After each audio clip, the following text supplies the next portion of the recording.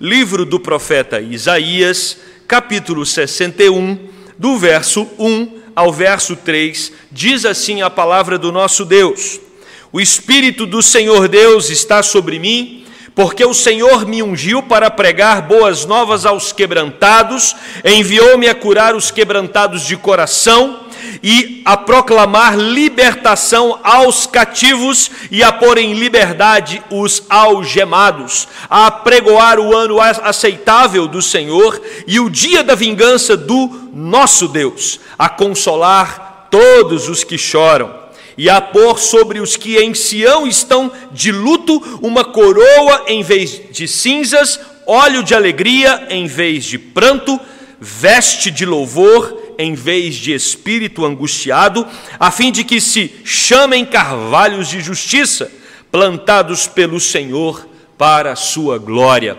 Oremos mais uma vez.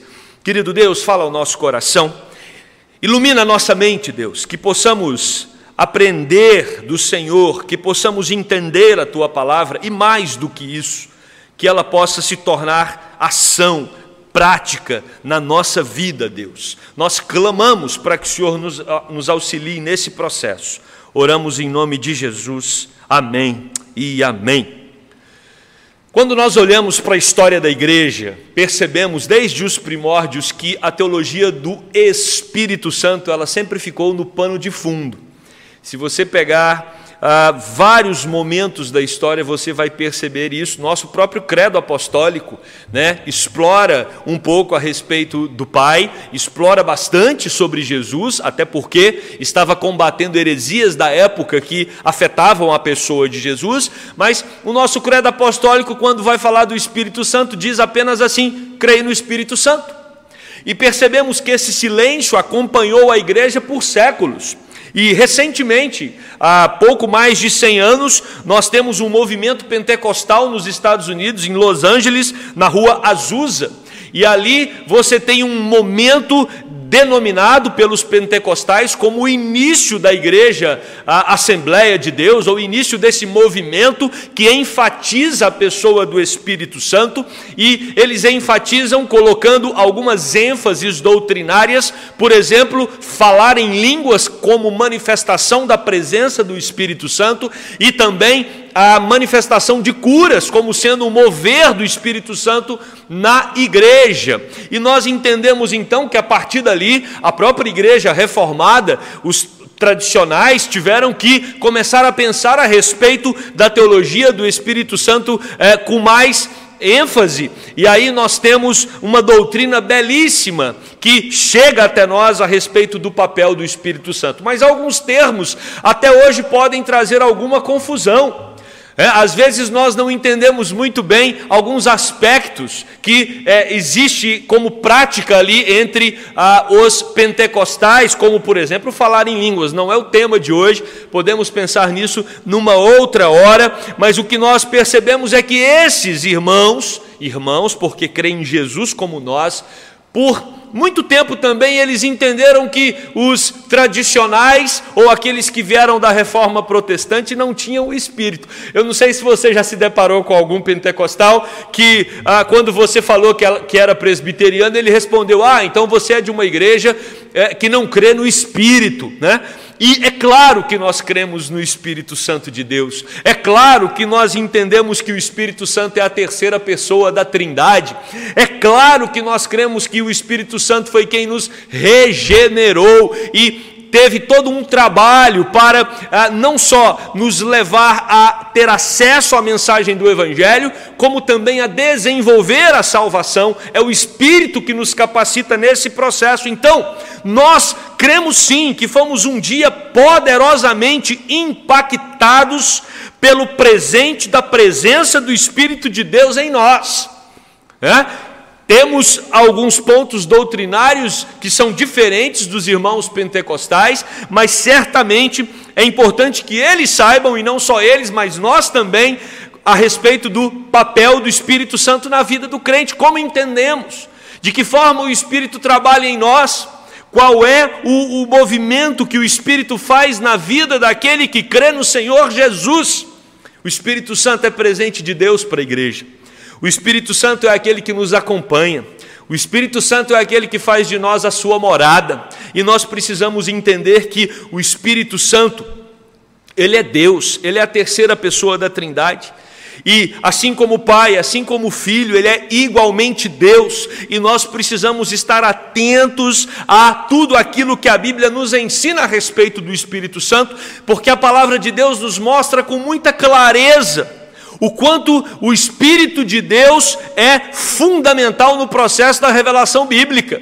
Nós percebemos o Espírito Santo de Deus no primeiro capítulo de Gênesis. Ou seja, o Espírito de Deus abre as Escrituras. No versículo de número 2 do capítulo 1 de Gênesis, o texto diz: a terra, porém, estava sem forma e vazia. Havia trevas sobre a face do abismo, e o Espírito de Deus pairava sobre as águas. Então o Espírito Santo de Deus já se manifestava ali no primeiro capítulo de Gênesis. E olha, no último capítulo da Bíblia, Apocalipse 22, nós temos também o Espírito Santo mais uma vez se manifestando, quando Apocalipse 22, 17 diz: Espírito e a noiva dizem, vem. Aquele que ouve, diga, vem. Aquele que tem sede, venha. E quem quiser, receba de graça a água da vida. Ou seja, no primeiro capítulo, num dos primeiros versículos, ou no segundo versículo, e num dos últimos versículos da Bíblia, nós temos o movimento, nós temos o trabalho, nós temos a presença do Espírito de Deus. E aí, quando você navega pelas páginas da Bíblia, você percebe que o Espírito Santo de Deus está atuando em todo momento da história. E nós percebemos com muita clareza isso, que o Espírito ele permeia toda a criação com o propósito de sustentar os filhos de Deus. Quem diz isso para nós é o salmista Davi, no Salmo 139, um salmo belíssimo, quando Davi no verso 7 vai dizer: para onde me ausentarei do teu Espírito? Para onde fugirei da tua face? Se subo aos céus, lá estás.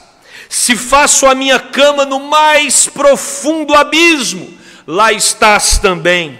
Se tomo as asas da alvorada e me detenho nos confins dos mares, ainda lá me haverá de guiar a tua mão e a tua destra me susterá.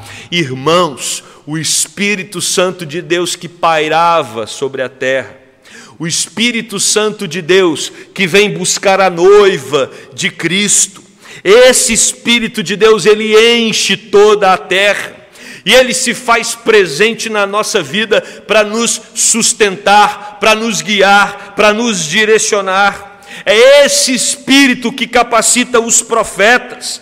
Miqueias capítulo 3, versículo 8 vai dizer: eu, porém, estou cheio do poder do Espírito do Senhor, cheio de justiça e de força, para declarar a Jacó a sua transgressão e a Israel o seu pecado. Esse é o papel do Espírito, capacitar os profetas do Antigo Testamento, os reis, os sacerdotes, para que eles possam manter as suas mentes e os seus corações focados em Deus, e para que eles ensinem o povo a viver assim também. O Espírito Santo de Deus é quem guia o seu povo em toda a história. E esse texto de Isaías nos mostra que o Espírito Santo de Deus está sobre o profeta. O Espírito Santo de Deus está sobre Isaías. Esse capítulo 61 está entre os capítulos 56 e 66, que fazem parte do momento em que o profeta está tratando da reconstrução de Israel com a volta dos exilados. Então, Isaías está tratando sobre esperança. Isaías está convidando o povo a olhar para um futuro marcado pela presença de Deus. Esse texto é um texto que nos convida a encher os nossos corações de expectativas pela intervenção poderosa de Deus na história. É claro que o nosso contexto é outro, nós não estamos exilados, nós não estamos vivendo sob a opressão direta de um outro país, mas também enfrentamos as adversidades do nosso tempo, do nosso momento. Também estamos precisando de uma intervenção de Deus, e o que o profeta está dizendo aqui é que o Espírito de Deus está sobre ele para orientar o povo naquele momento. assim como o Espírito de Deus está sobre a sua igreja, para orientar o seu povo. E aí nós chegamos no capítulo 61, que foi o texto lido, e esses 3 primeiros versos, que são considerados uma poesia também, eles vão falar sobre uma unção transformadora. Unção transformadora. Hoje nós vamos falar sobre a unção do Espírito de Deus. O Espírito de Deus derrama a sua unção sobre o seu povo, e essa unção precisa ser manifesta com poder, com glória, com majestade, e isso, quando acontece, causa uma transformação profunda na vida de indivíduos, de famílias e de sociedade. E nós temos aqui as características da unção do Espírito. Mas antes de tratarmos dessas características, é importante nós definirmos o que significa unção.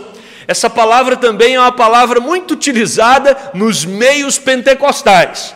Eles se apropriaram, ou pelo menos pensam que se apropriaram desse termo. Aquela irmãzinha ungida, aquele irmão é ungido, teve unção no culto. Na verdade, nós precisamos entender qual a origem dessa palavra, e está lá nos sacerdotes, na cerimônia inaugural, quando havia a separação dos sacerdotes, eles eram ungidos.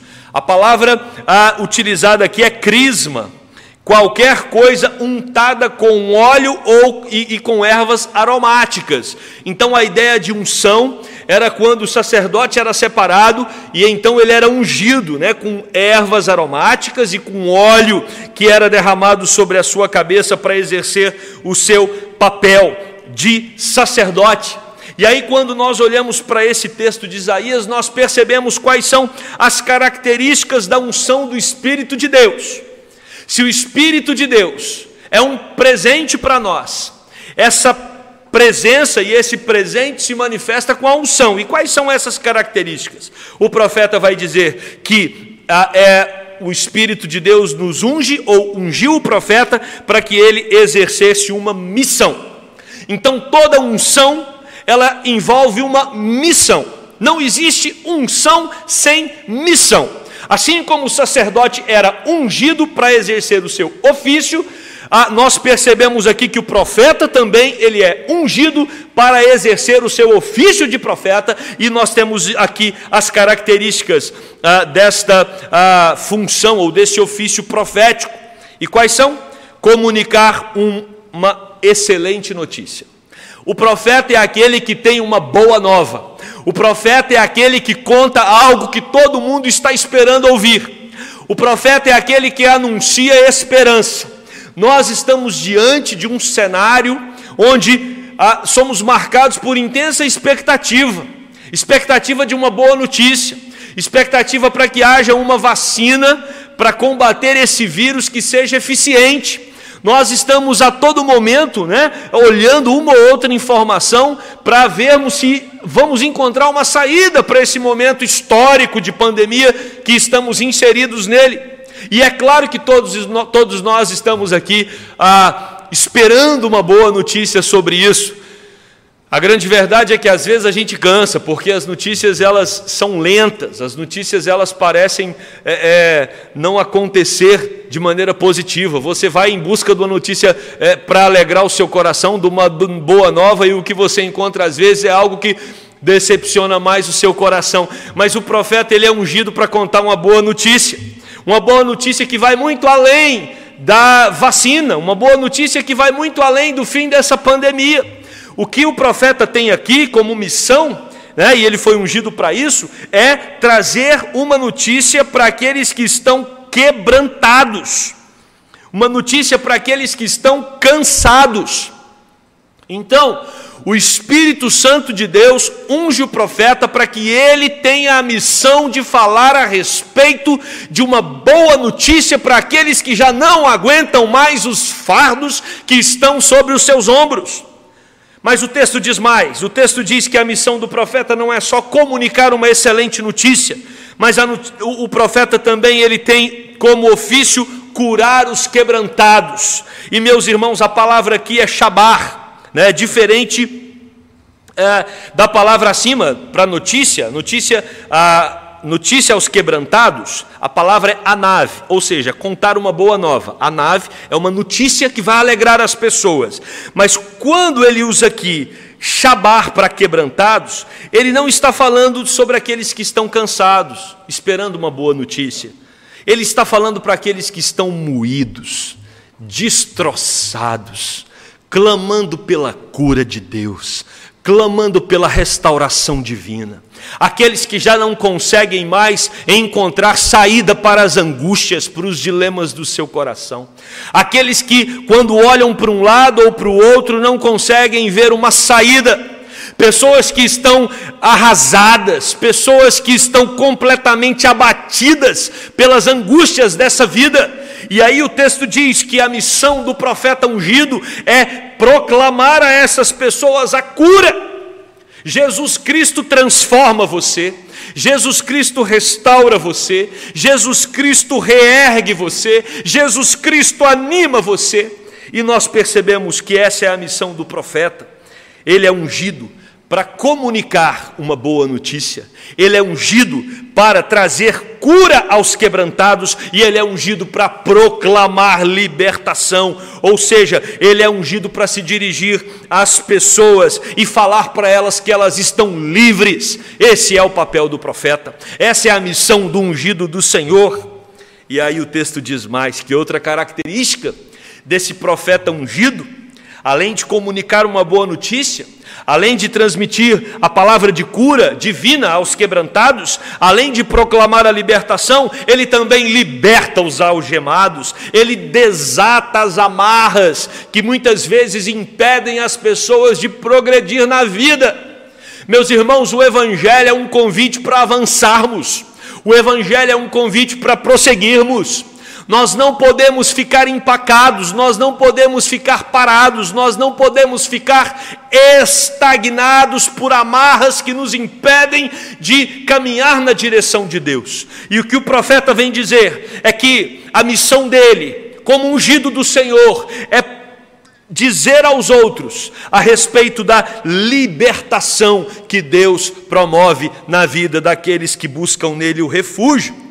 E aí o versículo de número 2 vai dizer que também é característica do profeta ungido apregoar o ano aceitável. A palavra aqui apregoar, ela é cara no hebraico e significa proclamar o ano aceitável. Precisamos entender que ano aceitável é esse. O que o profeta quer dizer a respeito de apregoar o ano aceitável? Para isso nós precisamos retornar a Levíticos capítulo 25, verso 10, quando a palavra de Deus nos diz a respeito do ano aceitável. Esse ano acontecia a cada 50 anos. A cada 50 anos, Deus se manifestava com misericórdia. E olha o que diz o texto aqui, uma misericórdia específica. Olha o que diz o texto de Levíticos 25, 10. Santificareis o ano 50º e proclamareis liberdade na terra a todos os seus moradores. Ano de jubileu vos será, e tornareis cada um à sua possessão e cada um à sua família. O ano aceitável é quando relacionamentos quebrantados são refeitos. O ano aceitável é quando nós voltamos para a vida comunitária. Meus irmãos, não tem como não fazermos um paralelo. Nós estamos com os nossos relacionamentos quebrantados. Nós enfrentamos um momento histórico onde nos impede do ajuntamento. Então nós precisamos continuar proclamando, continuar anunciando, continuar expressando o nosso desejo do ano aceitável, o ano em que nos ajuntaremos novamente para celebrar a vida, a liberdade, a cura, a restauração, o cuidado e o sustento de Deus sobre nós. Não deixe o desejo de viver em comunidade ser apagado do seu coração. Não deixe que esse momento onde nós estamos cada vez mais imergidos nas plataformas digitais nos faça pessoas individualistas que se reduzem ao relacionamento com uma máquina, meus irmãos. O ano aceitável é um convite para a vida em comunidade. E nós precisamos sonhar, almejar, desejar novamente a vida congregacional. Não deixemos de congregar como é costume de alguns. É claro que agora, de uma maneira forçada, todos nós estamos impedidos, ou muitos de nós estamos impedidos de congregar. Até mesmo aqueles irmãos que estão vindo no culto presencial. E já ouvimos de muitos o quanto eles sofrem, porque apesar de estar aqui presencialmente, nós não podemos abraçar, não podemos conversar, não podemos ter a nossa koinonia, a nossa comunhão. Então nós precisamos sonhar com esse ano aceitável, o momento em que nós teremos os nossos relacionamentos reatados. Essa é a função do profeta. O profeta ungido é aquele que prega a respeito desse ano em que nós voltaremos à comunhão. E o texto vai dizer também que é característica do profeta falar a respeito da vingança do Senhor. Não é o profeta que vinga, não é o povo que vinga. A vingança pertence ao Senhor. E quando o profeta fala de vingança nesse texto, ele está se referindo à manifestação da justiça de Deus. Vivemos também numa época em que o nome de Deus é tratado com muita desonra pela boca de muitos. O nome de Deus é tratado com muito desrespeito, até mesmo por aqueles que dizem ser seus seguidores. Nós precisamos nos atentar, meus irmãos, porque a vingança do Senhor virá sobre a terra. Mas também é uma característica do profeta ungido, consolar os que choram. Nós precisamos estar atentos ao choro do nosso tempo. Tem muitas pessoas sofrendo. E você, meu irmão, que está chorando, você, minha irmã, que está em prantos, muito cuidado quando você chora sozinha no seu quarto. É claro que você pode chorar sozinho na presença de Deus, mas você não pode guardar apenas para você. A Bíblia diz que nós devemos nos alegrar com os que se alegram, mas devemos também chorar com os que choram. Precisamos criar caminhos nos nossos relacionamentos para compartilhar as nossas lágrimas, as nossas dores, as nossas aflições, para que possamos chorar uns com os outros, uns pelos outros, porque o texto bíblico diz, lá em Mateus 5,4, bem-aventurados os que choram, porque serão consolados. O próprio Jesus pode usar algum irmão, alguma irmã, para ser bênção na sua vida com uma palavra de consolo. E aí, meus queridos, é claro que esse texto está falando do ministério do profeta Isaías. Ele é o ungido aqui, ungido, recebeu a unção do Espírito para proclamar uma mensagem com todas essas características. Mas nós sabemos que esse texto aqui, ele é profético, ele aponta para o Senhor Jesus Cristo. Isaías está prefigurando aquele que viria, e ele sim, Jesus, o Messias, o Salvador, também seria ungido pelo Espírito. E aí em Jesus Cristo, todas essas características se manifestam na plenitude. O próprio Jesus faz referência desse texto, falando do seu ministério, lá em Lucas, capítulo 4, versos 18 e 19, quando Jesus lê o seguinte texto: o Espírito do Senhor está sobre mim, porque me ungiu para evangelizar os pobres, enviou-me para proclamar libertação aos cativos e a restauração da vida aos cegos, para pôr em liberdade os oprimidos e apregoar o ano aceitável do Senhor. Isaías tinha um ofício, Isaías tinha uma mensagem e ele foi ungido para proclamar essa mensagem, mas a mensagem de Isaías aponta para aquele que é maior, o grande profeta, o grande sacerdote, o grande rei, Jesus Cristo, nosso Senhor e Salvador. É o encontro com ele que vai transformar a nossa vida por completo.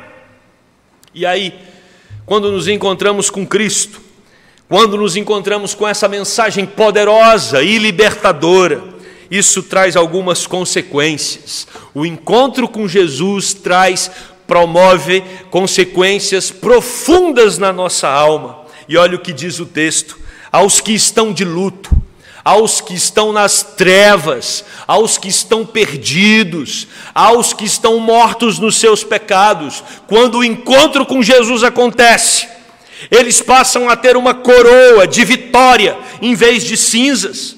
Eles são tomados, ungidos com o óleo da alegria, em vez de serem molhados pelo pranto dos seus olhos. Eles recebem vestes de louvor no lugar do espírito angustiado. Ou seja, o encontro com Jesus Cristo causa uma transformação profunda e impactante na vida daquele que o reconhece como Senhor e Salvador.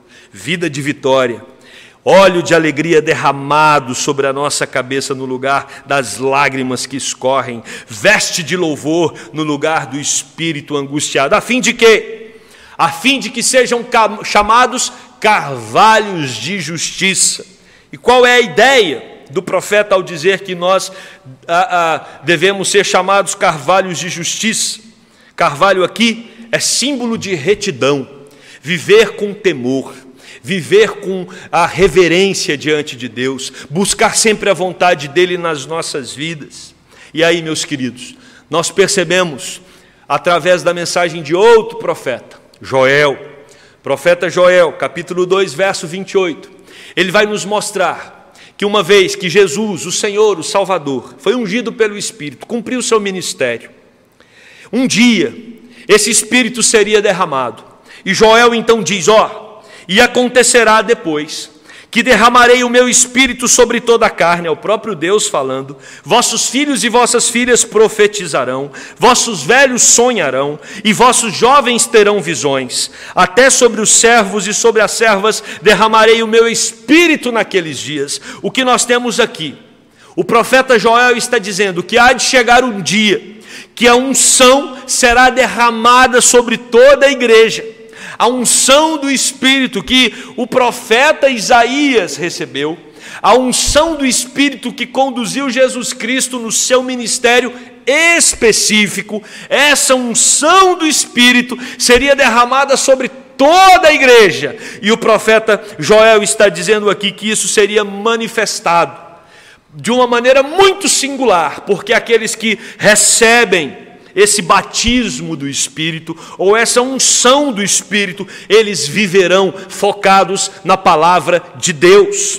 Eles viverão para agradar o Senhor, eles viverão para andar na vontade do Senhor. E aí, quando olhamos, irmãos, para Atos capítulo 1, versículo 8, o próprio Jesus Cristo diz, mas recebereis poder. Jesus está se despedindo dos discípulos.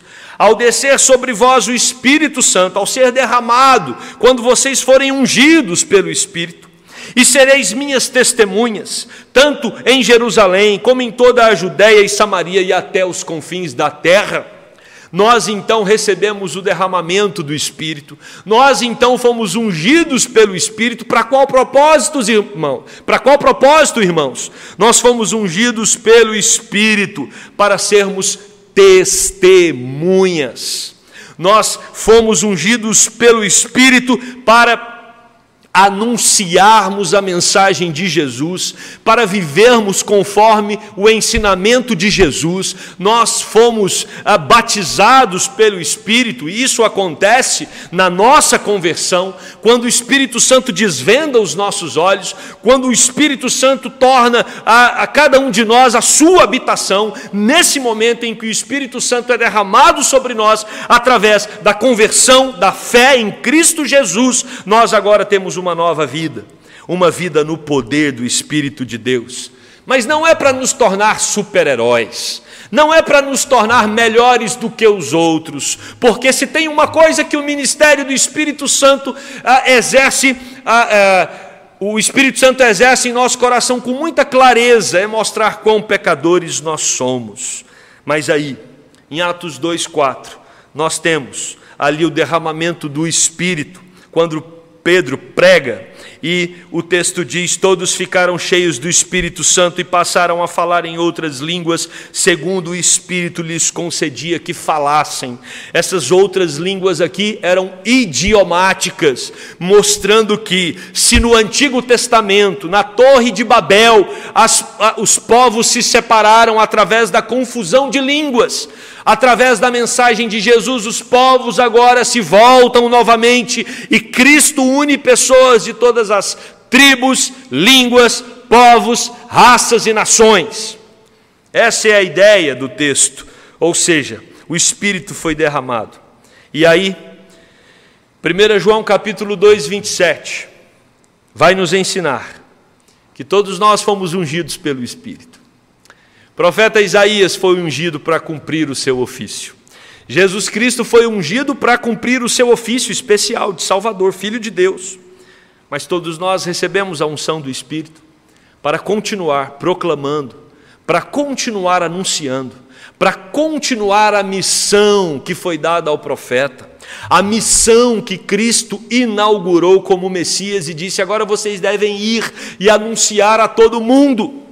Nós somos capacitados pelo Espírito para vivermos assim. 1 João 2,27 diz: quanto a vós outros, a unção que dele recebestes permanece em vós, e não tendes necessidade de que alguém vos ensine, mas como a sua unção vos ensina a respeito de todas as coisas, e é verdadeira e não é falsa, permanecei nela, como também ela vos ensinou.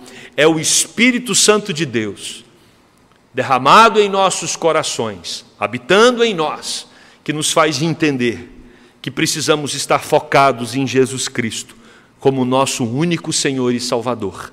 Não precisamos receber outros ensinos, que às vezes nos chamam a atenção, mas nos dispersam do nosso alvo, que é Jesus. A unção do Espírito nos faz glorificar a Cristo dia após dia. Quero concluir esse sermão. É claro, irmãos, que nós não somos pentecostais, mas amamos os nossos irmãos pentecostais.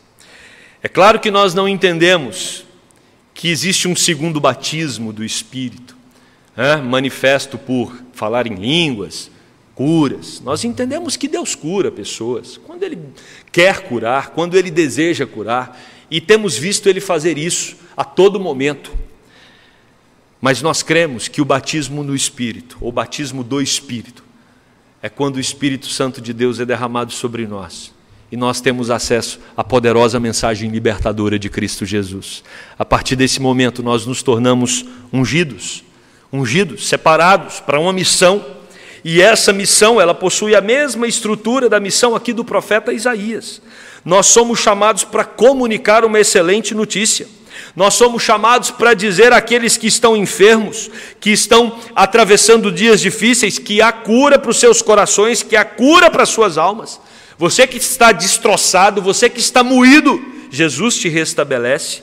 Nós continuamos a anunciar a mensagem libertadora e a apregoar o ano aceitável do nosso Deus. Nós continuamos a anunciar a poderosa mensagem para aqueles que estão em luto. Vocês vão receber coroa no lugar de cinzas, óleo de alegria no lugar do pranto, vestes de louvor no lugar do espírito angustiado, para que se tornem carvalhos de justiça. Esse é o presente de Deus para nós hoje, a presença do seu Espírito derramada abundantemente em nossos corações e fazendo de nós as suas moradas. Que você usufrua cada vez mais da presença do Espírito de Deus em seu coração. Que você não o entristeça e que você possa se encher desta presença maravilhosa para que seja uma testemunha dele nesses tempos tão difíceis. E eu termino com Romanos 15:13, que diz: e o Deus da esperança vos encha de todo gozo e paz no vosso crer, para que sejais ricos de esperança no poder do Espírito Santo. Amém. Que Deus te abençoe. Vamos orar. Querido Deus, obrigado por essa palavra transformadora. Palavra que nos anima na jornada. Não estamos sozinhos, mesmo quando estamos sozinhos. Às vezes num quarto de hospital, às vezes no próprio quarto da nossa casa, enfrentando alguma adversidade, o Senhor está ali conosco. O Teu Espírito faz de nós morada. E é por isso, Deus, que nós nos alegramos, porque o Espírito do Senhor nos ungiu, foi derramado sobre nós e nos inunda por completo. Oh Deus, obrigado porque não tem onde nos escondermos do Teu Espírito. Em qualquer situação que estejamos, em qualquer lugar, o Teu Espírito estará conosco, Deus. Louvado e bendito seja o Teu nome, porque essa presença é marcante, essa presença é poderosa, essa presença é transformadora, essa presença é cheia de alegria, cheia de paz e cheia de amor. Oh Deus, que possamos cada vez mais buscar, através da Tua palavra, através da oração, vivermos uma vida segundo o Teu Espírito, Deus, para a Tua honra e glória, no nome de Jesus. Amém.